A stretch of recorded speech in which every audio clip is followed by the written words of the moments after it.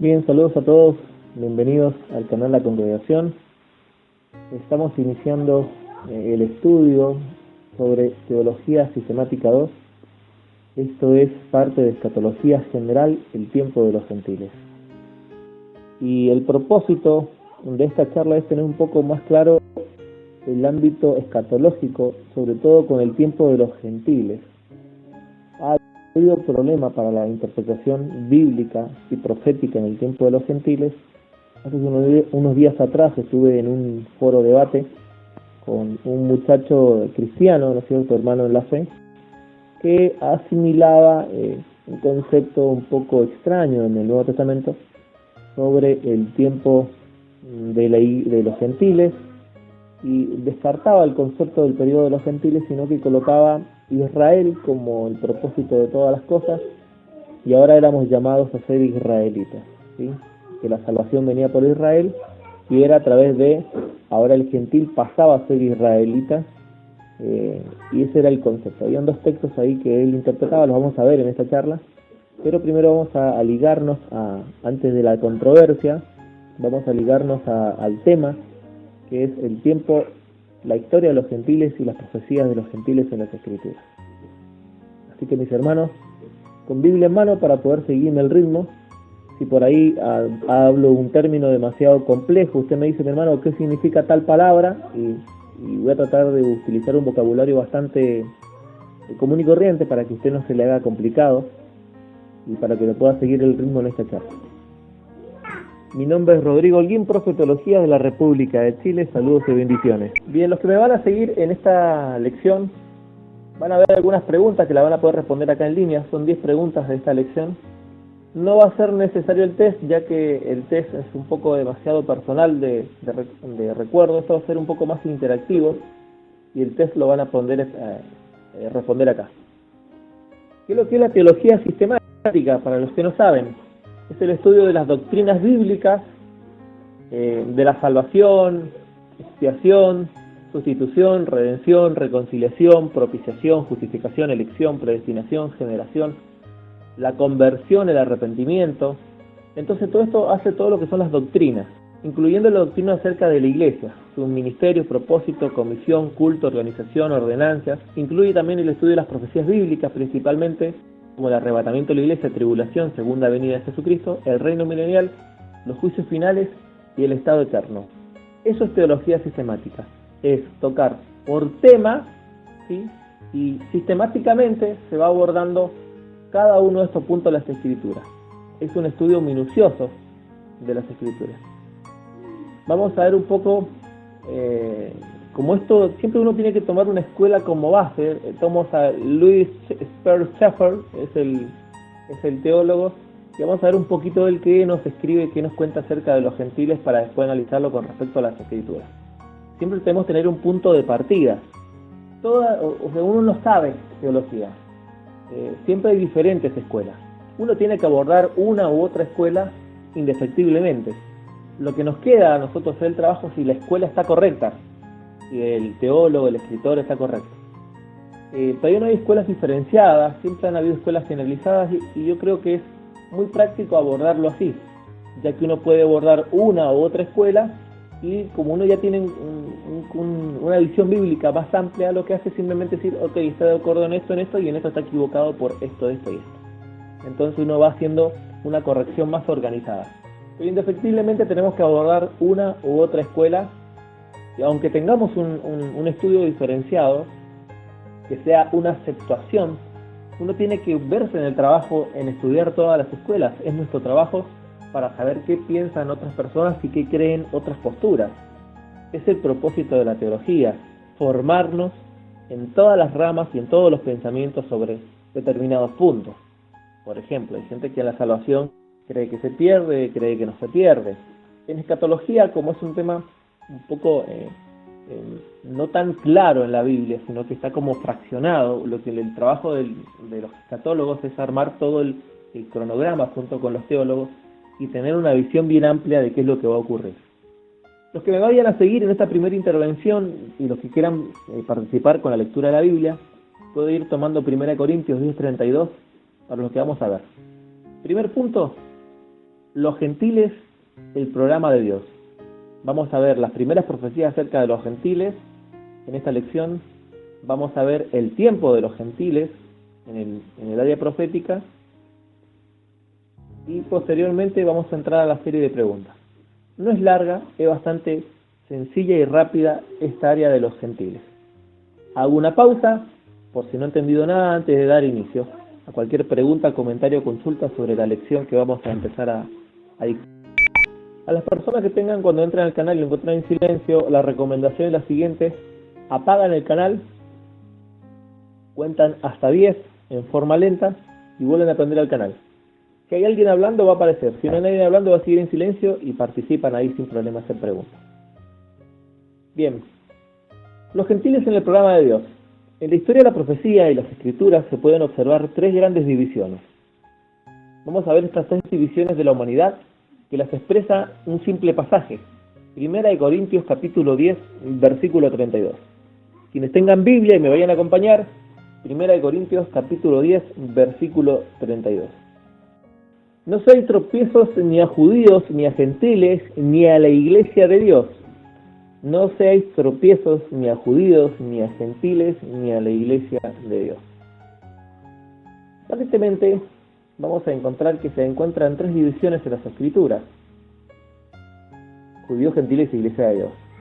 A esto puede añadirse que el ministerio de Dios a los ángeles por medio de aquellos los cuales usualmente no se consideran como un elemento importante en la historia de la humanidad o de la profecía, sino como parte de la interacción de Dios con la humanidad.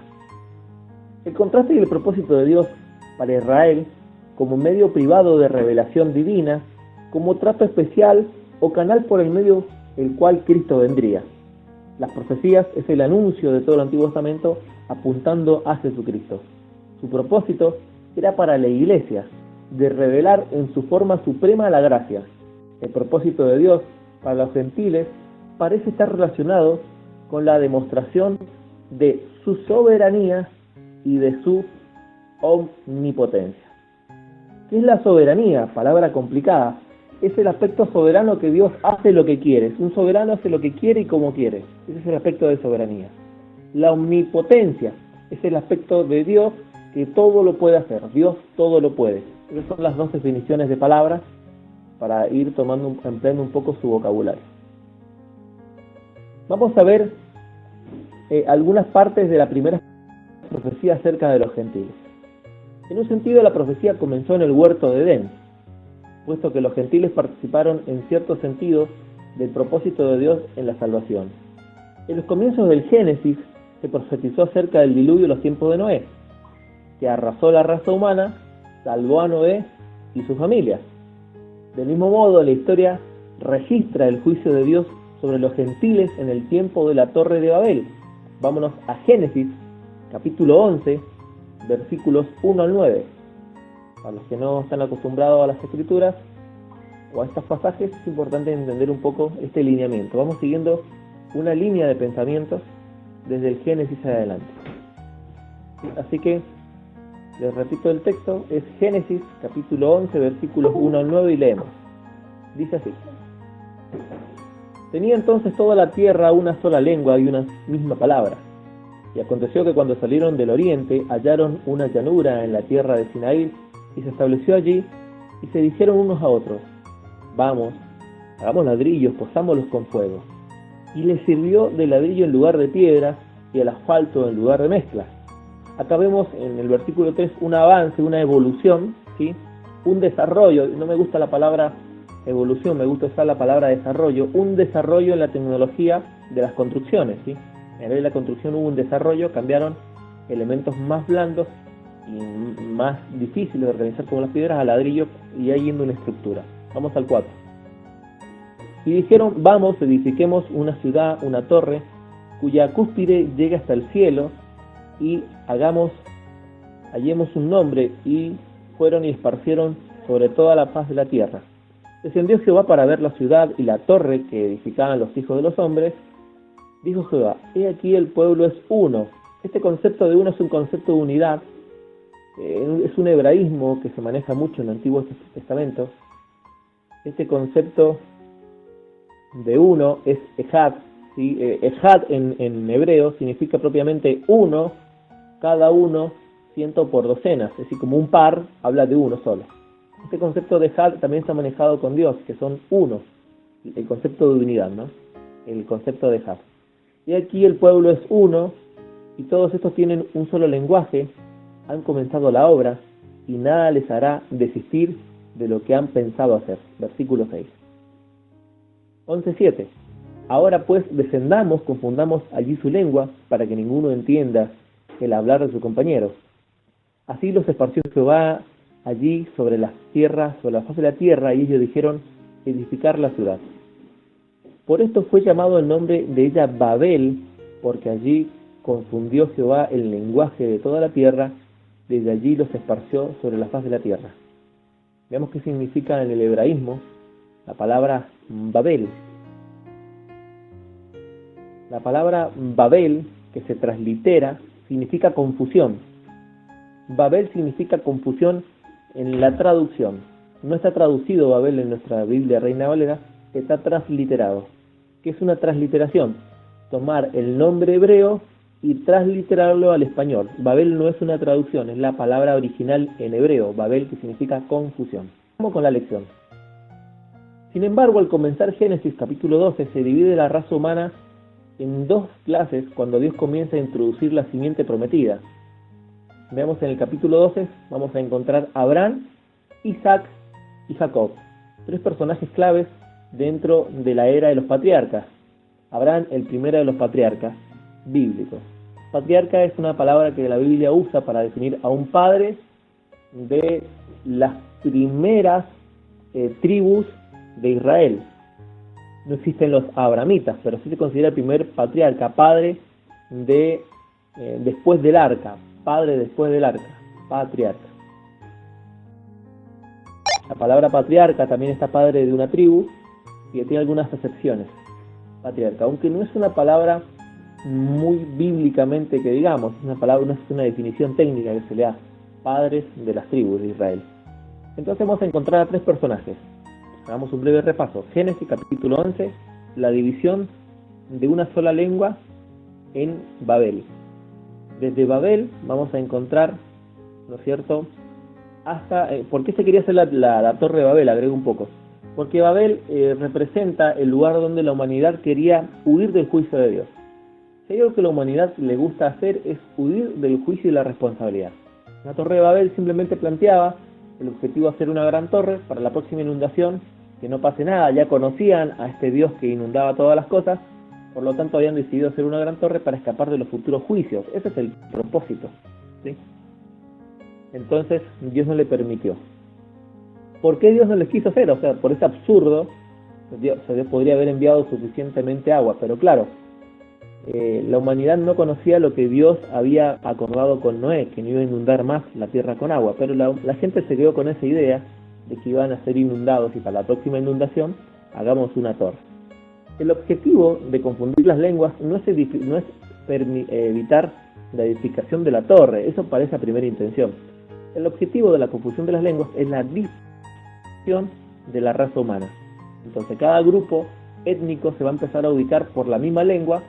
Entonces los que hablaban chino, los que hablaban portugués, los que hablaban de diferentes idiomas, van a empezar a agrupar y se van a formar separaciones por confusión de lenguas, ¿sí? Es así como, ese es el propósito de la confusión de lenguas allá en la Torre de Babel. De la Torre de Babel nos trasladamos al capítulo 12, que empieza la historia con Abraham, Isaac y Jacob. A Jacob posteriormente se le cambia el nombre, ¿sí?, por Israel, hasta que nace la tribu de Israel. Ya acá de Abraham, Isaac y Jacob hay historia para contar, especialmente hasta Jacob. Vamos a ver que se sigue multiplicando la humanidad y el pueblo, los gentiles, se va a ir acrecentando. Todos los demás quedaron en su posición de los gentiles. Los tratos de Dios con los gentiles en relación de Israel están básicamente registrados en las Escrituras. La primera gran profecía de una gran potencia gentil fue Egipto. En Egipto, Israel apareció a partir de una pequeña familia hasta llegar a la gran nación, como se relata en los primeros 5 libros del Antiguo Testamento. A lo que nosotros llamamos Pentateuco, o a que los judíos llaman la Torá. A su debido tiempo, Israel llegó a ser una gran nación bajo David y bajo Salomón. Sin embargo, las 10 tribus fueron llevadas en cautiverio por una segunda gran potencia gentil, Asiria, allá en el año 721 a.C. El juicio de Dios infligido a Israel por los asirios fue finalmente profetizado durante los años de la predicación de los sucesos hasta los tiempos cumplidos. Más o menos, si tomamos el tiempo de los reyes, se empiezan a levantar después de Salomón. Incluso ya con Salomón antes de Salomón, con el mismo Saúl, ya se profetiza la división del pueblo en dos. Después, en los tiempos, se profetiza sobre la casa de David, no iba a ser quitada la espada. Después de la casa de David, que no iba a ser quitada la espada, empiezan las profecías ya definitivamente sobre los pueblos. Sobre los pueblos, su cautiverio y todo lo que le iba a ocurrir, tanto a los dos reinados, al reinado del norte y al reinado del sur. Pero eso es un poco la historia de ellos. Nosotros estamos abordando este tema de los gentiles. La primera gran potencia, Egipto, es la primera que vemos. Asiria es la segunda. Después tuvieron varias grandes potencias. Tenemos los persas, tenemos los griegos, los romanos, y la última gran potencia era el pueblo musulmán, que hoy sigue siendo un gran pueblo. No tan solo, no dirá, pero son poquitos los musulmanes, sí, pero el musulmanismo es mucho más que un pueblo, es una religión y un pueblo a la vez. Entonces esto ha crecido en todo el mundo porque va ganando adeptos al musulmanismo. Se considera otra gran potencia en los últimos tiempos. Nos podríamos referir a Estados Unidos como gran potencia, a China como gran potencia y otros países más. Pero nos estamos enmarcando dentro del margen bíblico. ¿Por qué coloco a los musulmanes en esta charla? Porque de Jacob, de Israel, hay una división, y de Abraham hay otra división, 2 hijos. De Abraham tiene los primeros hijos de la esclava, que nace una gran nación, y de Jacob pasa lo mismo, Esaú. Jacob de Isaac tiene 2 hijos, Esaú y Jacob, el que vende la primogenitura, lo recuerdan, y de Esaú también nace el pueblo árabe, o los turcos que le dicen, ¿no? Y de Abraham nacen los famosos filisteos, o todo el resto de las naciones filisteas y gentiles que tuvieron en aquel tiempo, de los cuales van a ser una gran molestia durante todo el periodo del pueblo de Israel. En el tiempo es importante el papel de los gentiles en relación con Israel, van a la par. Sin embargo, comienza con el imperio babilónico. La gran Babilonia es el primer gran imperio, y es este imperio el que va a llevar cautivo a todo Israel, y empieza con Nabucodonosor para iniciarnos en la historia, y en el proceso puntual vamos a encontrar a Daniel. La profecía la vamos a encontrar en Oseas, en Daniel se cumple. Sin embargo, después del imperio babilónico, el tercer gran imperio, de los 4 imperios, son el tema principal de la profecía de Daniel. La profecía de las 4 bestias es la profecía de los 4 imperios gentiles. Abordemos el tiempo de los gentiles. Y para eso nos tenemos que meter de lleno al libro de Daniel. Antes de seguir con esta charla, voy a hacer una pausa por si tiene alguna pregunta, algún comentario sobre lo que he dicho hasta el momento, antes de meterme de lleno al tema de Daniel. Cambio. ¿Si hubieran logrado hacer la Torre de Babel? Sí, está claro. Dios mismo lo confiesa. Dios dice, si no, acá el pueblo es uno, y todo lo que se proponga, no tan solo la Torre de Babel, ojo, no tan solo la Torre de Babel, sino que todo lo que se propongan, me estoy remitiendo a Génesis 11:6, lo harán. Probablemente hoy estaríamos bajo un solo imperio sobre todo el mundo, Había un solo gobierno, una sola política, y vaya a saber cuántas cosas hubiesen ocurrido. A la humanidad, mi hermano, le es problemático cuando crece. Si hacemos un poquito de historia antropológica, la antropología y la historia de la humanidad, y revisamos los egipcios, cuando se convirtieron en gran potencia ocurre algo que es normal. Las diferencias sociales, el clasismo, el poder, la opresión, la corrupción y la tiranía. Si analizamos todas las potencias, chinas, mayas, aztecas, romanas, griegas, todas cayeron en lo mismo. Empieza diferencias de clasismo, sociedad, corrupción, opresión y maldad. El primer propósito es dividir. Entre más pequeñas son las colectividades, se mantienen más humildes y más sumisas. Cuando crecen, el corazón del hombre, el poder y las ambiciones llevan a que se corrompa fácilmente. Entonces hay varios objetivos. Esto lo hemos estudiado por la experiencia de la humanidad, la historia de la sociología de la humanidad. La sociología es la rama que estudia el comportar de las culturas, las sociedades y las divisiones étnicas, ¿no es cierto?, junto con la antropología. Entonces se ha visto que la humanidad, cada vez que crece mucho, termina en esto. La Biblia nos cuenta la misma historia. Vamos a ver un anticristo al final que va a querer hacer un solo gobierno, lo tiene que hacer una sola religión, y después de una aparente paz, como todos empiezan con una aparente paz para un beneficio, va a terminar como ha terminado todas las grandes potencias del mundo. Así va a terminar la última gran potencia del mundo, la potencia que va a ser dirigida por el anticristo, que es el tema secundario de esta charla. Si no más preguntas, abordemos el área profética, más de la historia, porque hasta el momento hemos visto un poco la historia de los gentiles. Vamos a ver las profecías y el tiempo de los gentiles en el libro de Daniel. Daniel, el profeta, fueron dados 2 de los 3 principales programas de Dios. Esto es, recordemos cuáles son los 3 programas de Dios: los judíos, los gentiles y la iglesia. ¿Recuerdan? Los 3 programas.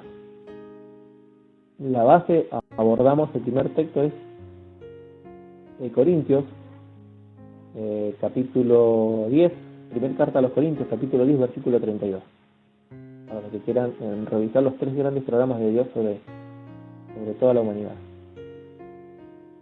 Daniel nos mete en uno de estos 3 programas, los gentiles, en 2 de los 3, los gentiles e Israel.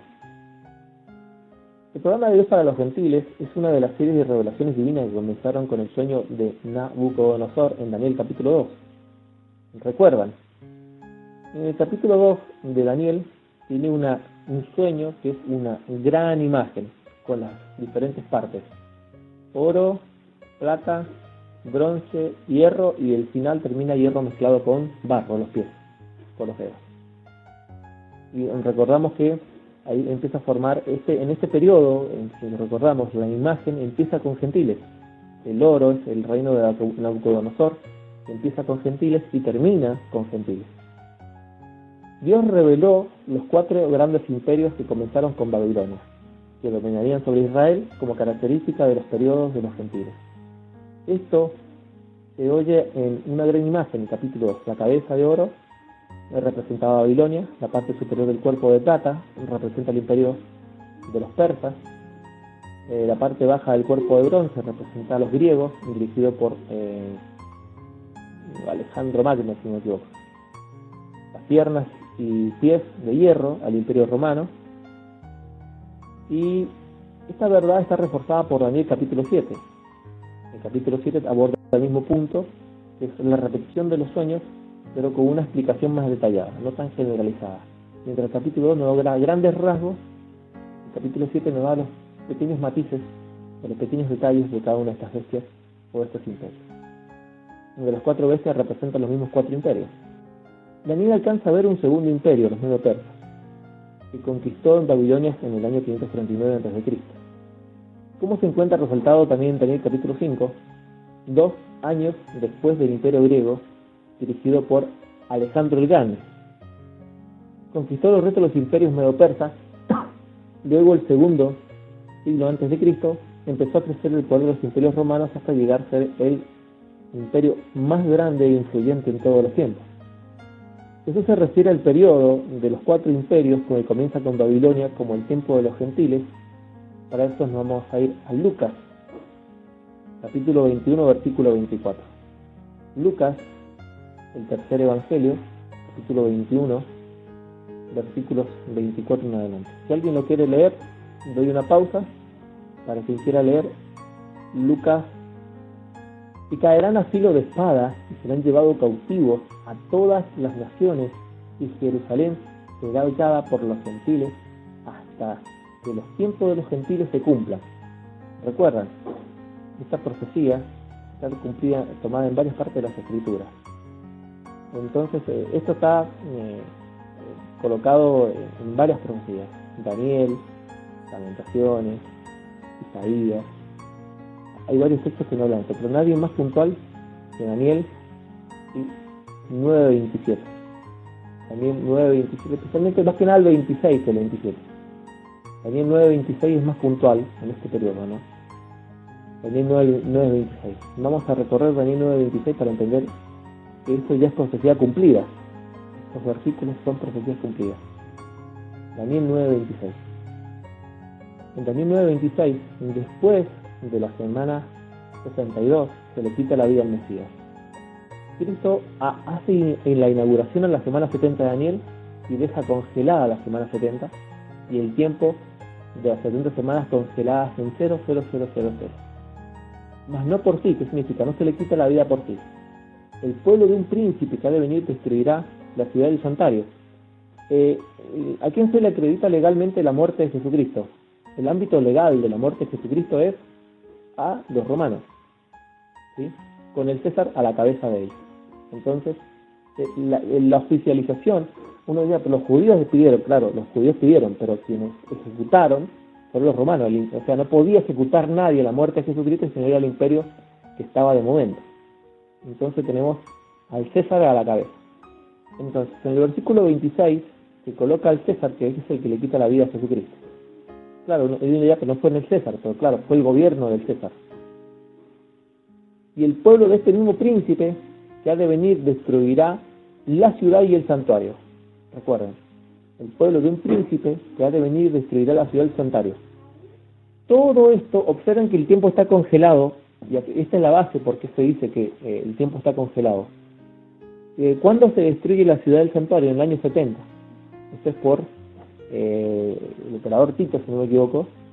Creo que Daniel Orellana del canal le voy a dar una pausa para que me ayude en este dato. Él es el estratólogo del canal y tiene más claras las fechas. Entonces el emperador Tito realiza la destrucción del templo desde hasta el año 70. Entonces este periodo desde la muerte de Jesucristo ya pasan aproximadamente alrededor de 35, 36, 37, 38 años aproximadamente. No se puede dar cálculos específicos porque hay dilemas con la muerte de Jesucristo, pero aproximadamente más de 35 años hubieron desde que Jesús muere hasta que se cumple esa profecía, dentro de la inauguración de la semana 70. Entonces, si son 35 años y la profecía tiene un periodo de la última semana, son 7 años, eso nos dice que este versículo nos da una gran visualización de que el tiempo fue detenido, fue congelado, porque si no le sobra tiempo a la semana o le falta tiempo a la profecía, está mal hecha. Y deja el versículo 27 otra semana que confirmar el pacto con muchos para que se cumpla ya iniciando el tema del arrebatamiento y el final. Me estoy metiendo ya un poco en escatología de el arrebatamiento, pero es importante explicar que en este versículo 26 se establece el inicio de la semana 70, la detención del tiempo, la destrucción del templo, ¿sí?, de la ciudad del santuario, y su fin será con inundación hasta que vengan las guerras y durarán las devastaciones. Todo esto es mucho tiempo. Entonces el versículo 26 es un versículo que nos dice que el tiempo se detuvo y estamos en el tiempo de los gentiles, en el tiempo de los gentiles. Y el tiempo de los gentiles, ya en este periodo, inicia también el tiempo de la gracia. El periodo de los gentiles está profetizado con los 4 grandes imperios. También dentro del periodo de los gentiles se inicia la iglesia, ¿sí?, y se inicia el periodo de la iglesia abierta a todo el mundo. Los primeros, las primicias, que fueron los judíos, los primeros judíos que creyeron, incluyendo los apóstoles y otros más, inicia con judíos. Pablo es levantado como el apóstol de los gentiles. Se determina el tiempo de predicación a los judíos. Esto lo pueden ver allá por el capítulo 18 del libro de los Hechos. Y empieza solamente la predicación dedicada a gentiles. El apóstol elegido, Pablo. Desde ahí hasta que se cumpla la multitud, o la plenitud, disculpen, la plenitud significa que entren todos los gentiles a la gracia y continúa el periodo de restauración. Dentro de los gentiles inició la semana 70 está congelado el tiempo en 0,00000, va a iniciar con el arrebatamiento los últimos 7 años, versículo 27, con gentiles, con gracia, y justamente con judíos. Entra la plenitud de los gentiles, empieza el trabajo ya cerrado con el tiempo de los judíos, para completar el número de los salvados, el número de los creyentes, y completar la plenitud de la iglesia. Recuerden el texto que empezamos. El texto empezó en Corintios, primera carta a los Corintios, en el capítulo 10, si no me equivoco, versículo 32. Si observan, hay una cronología a respetar. La cronología es judíos, gentiles e iglesia. Ya todo se habla de iglesia. En el Nuevo Testamento desaparece el concepto de judíos, de gentil, griego. No, es todo iglesia. Al final es todo iglesia. Siempre vamos a recibir en iglesia. Hay Biblia para decir eso, ¿no? ¿Sí? Gálatas, otra carta de Pablo, el apóstol a los gentiles, quien más nos va a dar luz sobre este tema. En el capítulo 3, vámonos al versículo 28. Ya no hay judío ni griego, no hay ni esclavo ni libre, no hay ni varón ni mujer, porque todos sois uno en Cristo. Este concepto nos dice por qué somos uno, porque la iglesia es una sola. Congregaciones hay muchas, pero iglesia es una sola. Todas estas congregaciones, las personas de diferentes congregaciones son partes de una sola iglesia. Hasta ahí hemos abordado el tema de Lucas. Hasta acá hemos llegado con la línea de Lucas, lo que dijo Jesucristo, Lucas 21-24. Tiempo que se caracteriza por estar en Jerusalén bajo el dominio gentil, aunque durarán breves periodos del control gentil en Jerusalén, y ha sido disminuido. No habrá una liberación final de Jerusalén hasta el dominio gentil, hasta la segunda venida de Cristo. Que no es tema de esta charla, no quiero abordar ese tema porque ya es un tema mucho más profundo, ¿no? Y más largo. El tema de esta charla es el tiempo de los gentiles. La mayor parte del periodo de los gentiles se ha cumplido, como se comprueba el levantamiento de Babilonia, Media Persa, Grecia y Roma. Sin embargo, una última etapa del Imperio Romano simboliza los pies de la imagen de Daniel, capítulo 2, ¿recuerdan? El hierro mezclado con barro, por medio de alianzas humanas. La bestia de los 10 cuernos del Daniel, capítulo 7, como está, no ha tenido cumplimiento literal aún. La cuarta bestia, según las Escrituras, será destruida por la venida del Hijo del Hombre del cielo, como se presenta en Daniel capítulo 7 o Daniel capítulo 2. La piedra que hirió y destruyó la imagen de Nabucodonosor. Sobre la base de estas profecías, varios intérpretes creen que una resurrección del Imperio Romano que ocurrirá dentro de la iglesia arrebatada se ha llevado al cielo, pero antes de la segunda venida de Jesucristo a establecer un reino. Esta situación ocurrirá en lo que la Escritura lo llama el tiempo del fin, Daniel 11:35. Vamos para allá. Daniel 11, capítulo 11, versículo 35. Leemos así: también algunos de los sabios caerán para ser depurados y limpiados y emblanquecidos hasta el tiempo determinado, porque aún para esto hay plazo. Un versículo sumamente interesante, Daniel 11:35. Si leemos el contexto, para saber de qué nos está hablando, vamos al versículo 33. Los sabios del pueblo contribuirán a muchos, y algunos días caerán a espada y a fuego, y en cautiverio y despojo. Y en su caída serán ayudados los pequeños socorros, y muchos se juntarán con ellos en dishonra. Vamos al versículo 36. Y el rey hará su voluntad, y se ensoberbecerá, y se engrandecerá sobre Dios, y contra Dios de los dioses hará maravillas. Prosperará hasta que sea consumada la ira, porque lo que ha terminado se cumplirá. Del Dios de sus padres no hará caso, ni del amor de las mujeres, ni respetará a Dios alguno, porque sobre todo se engrandecerá. Bueno, esta no es un área mía, no sé si estará por acá el hermano Daniel escuchando esta charla, y le doy estos textos que le encantan a él.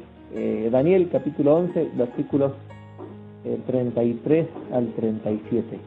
El reino que falta resucitar, ¿no? Este reino que va a volver a tomar fuerza, y cuáles son algunas características de este gobernante que está por venir, que para algunos ya está presente entre nosotros. Carlos. Buenas bendiciones, profe. Estaba escuchando atentamente todo lo que estaba diciendo usted, y sí, ese reino, el que está por organizarse, y de hecho ya se está organizando, sabemos que es el nuevo orden mundial dirigido por el nuevo imperio romano, ya, del cual está en el medio de la Europa, y este gobernante es el anticristo, el gobernador mundial, el de que se está refiriendo directamente el libro de Daniel. Cambio. ¿Qué significa estas frases, Daniel, de este personaje que no hará caso del Dios de sus padres y sobre todo no hará caso del amor de las mujeres? ¿Qué quiere decir estos versículos, Cambio?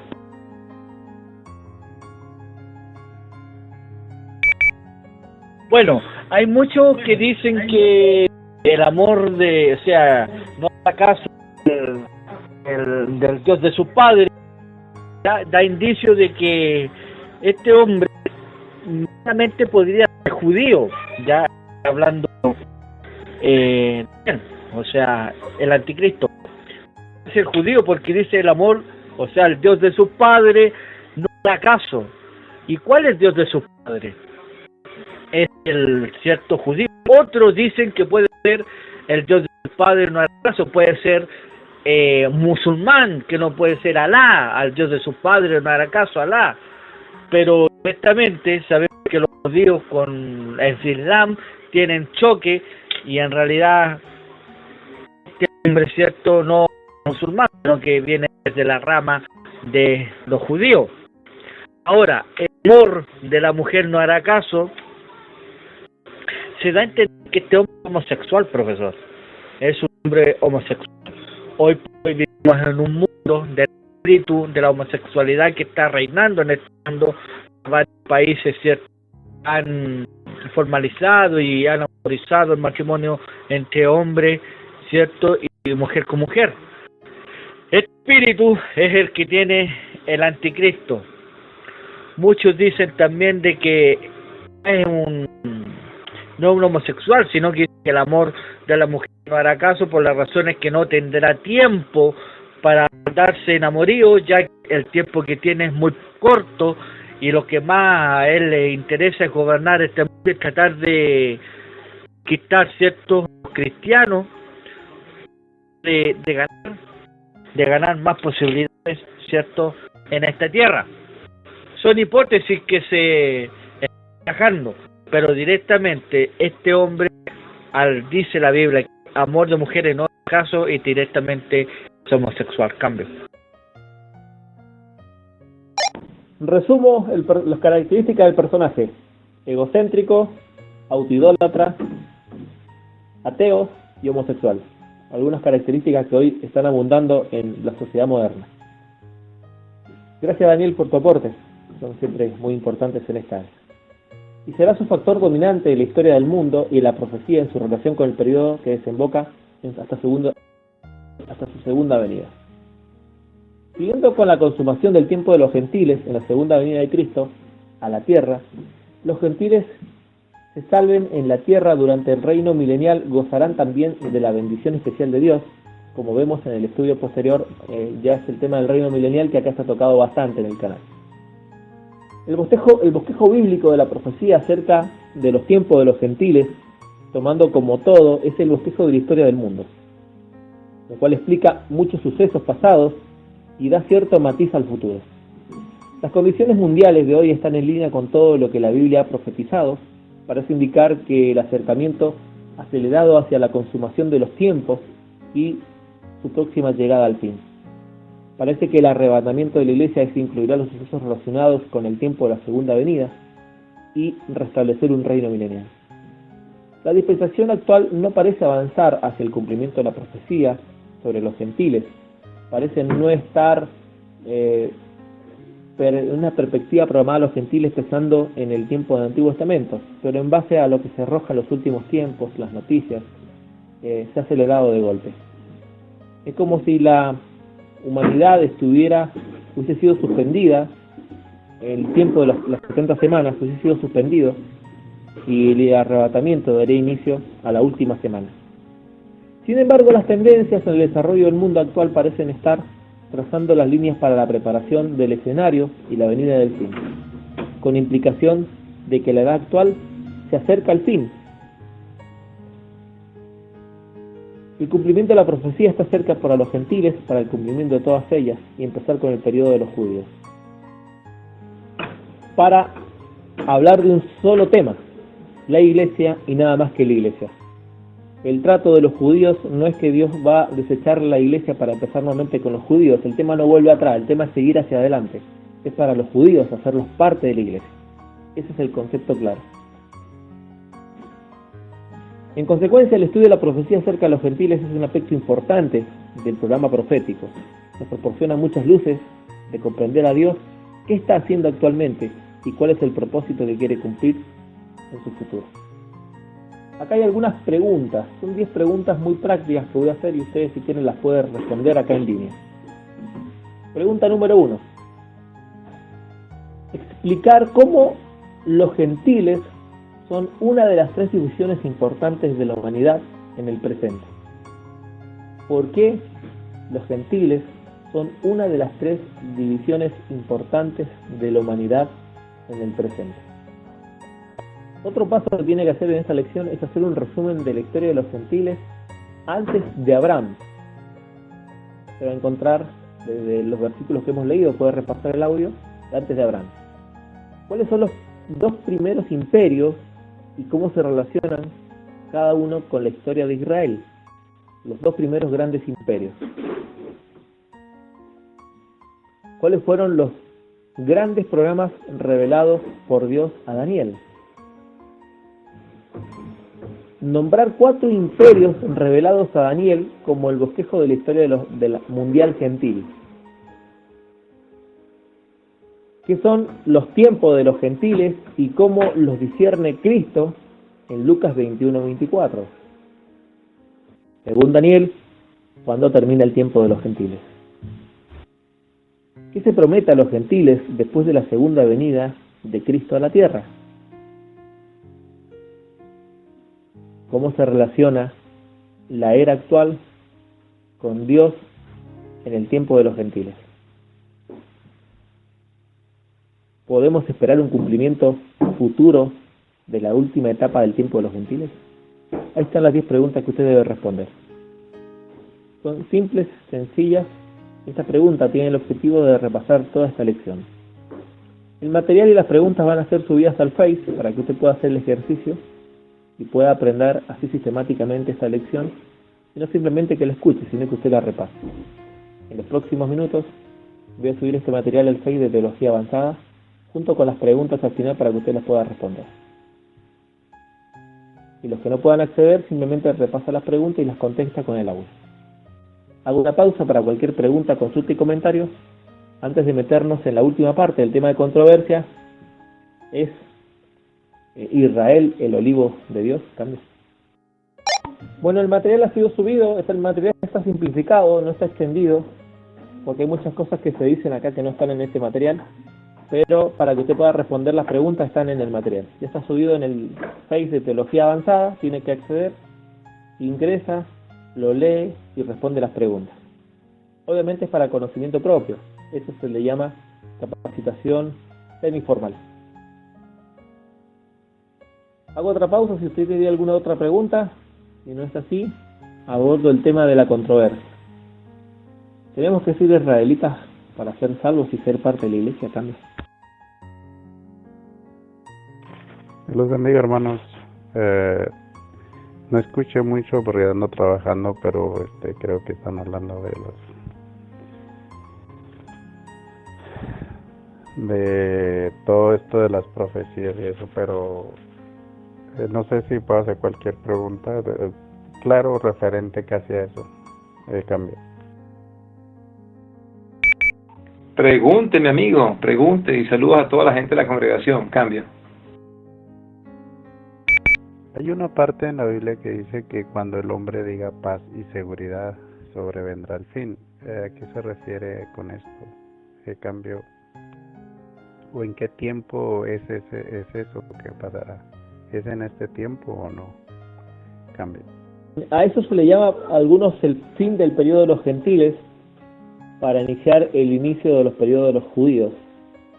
Aparentemente esta profecía no es una profecía de cumplimiento, es una profecía que tendría que abarcar todo el orbe, todo el planeta completo. Es la paz mundial. Curiosamente han habido cientos de intentos de buscar la paz mundial y siempre se frustra. Y creo que el que la está frustrando es Dios. Porque no se ha entrado la plenitud de los gentiles. Cuando sea predicado el evangelio sobre toda la tierra, vendrá el fin y dirán paz.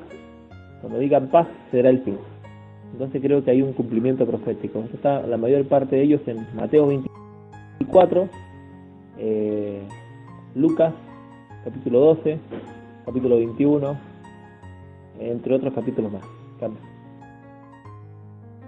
No, pregunto esto porque muchas iglesias que yo he visitado, bueno, no son muchas, ¿no? Pero las que he visitado siempre predican así que en el Medio Oriente ya están pidiendo paz y que se hizo la paz en tal parte y esto ya es el fin y alarman a la gente. Entonces no sé si esto tiene algo que de cierto que lo que predican así cambia.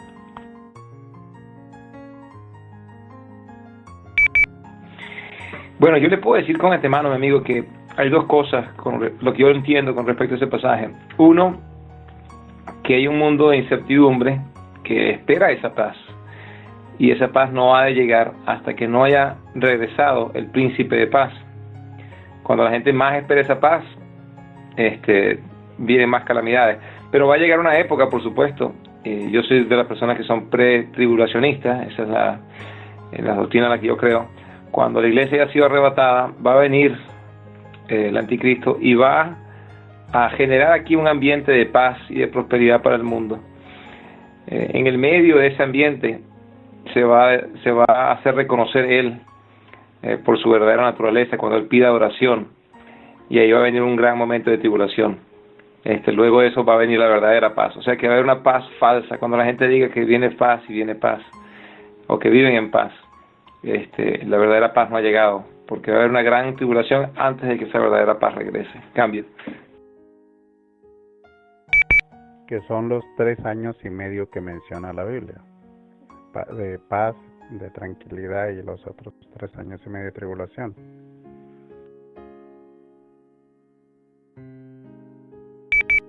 Correcto. Y hay otra cosa que me parece a mí que ocurre hoy en día, y también a lo mejor también ocurría con anterioridad, que las iglesias están quitando su foco central de atención. Mateo, en capítulo 28, indica con claridad: el trabajo del discípulo, el trabajo de la iglesia, es predicar el evangelio, hacer discípulos de todas las naciones, bautizarlas en el nombre del Padre y del Espíritu Santo, y enseñarles a guardar todas las cosas que Cristo enseñó. Este sistema alarmista, y no, en realidad nada de eso funciona, porque al final todo está funcionando en un cronograma perfecto en la mano de Dios. Así que como cristianos lo que tenemos que hacer es sujetarnos a las instrucciones que el Señor nos dio antes de irse de este mundo. Predicar el evangelio, hacer discípulos, enseñar sus enseñanzas, y por supuesto procurar día a día vivir en santidad para poder reflejar que Cristo vive en nosotros. Cambio. Porque vosotros sabéis perfectamente que el día del Señor vendrá así como ladrón en la noche, y cuando digan paz y seguridad, entonces vendrá sobre ellos destrucción repentina y dolores de la mujer encinta que no escaparán. Esto está colocado en la primera carta a los Tesalonicenses, carta de Pablo, en el capítulo 5, versículo 1 en adelante.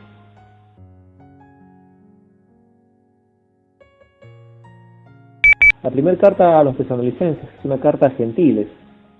Esto nos da un índice de que la paz no es sobre Israel, es una paz en el mundo, en el ámbito gentil. Es importante entender esto. La iglesia en Tesalónica es una iglesia gentil. Bien, voy a plantear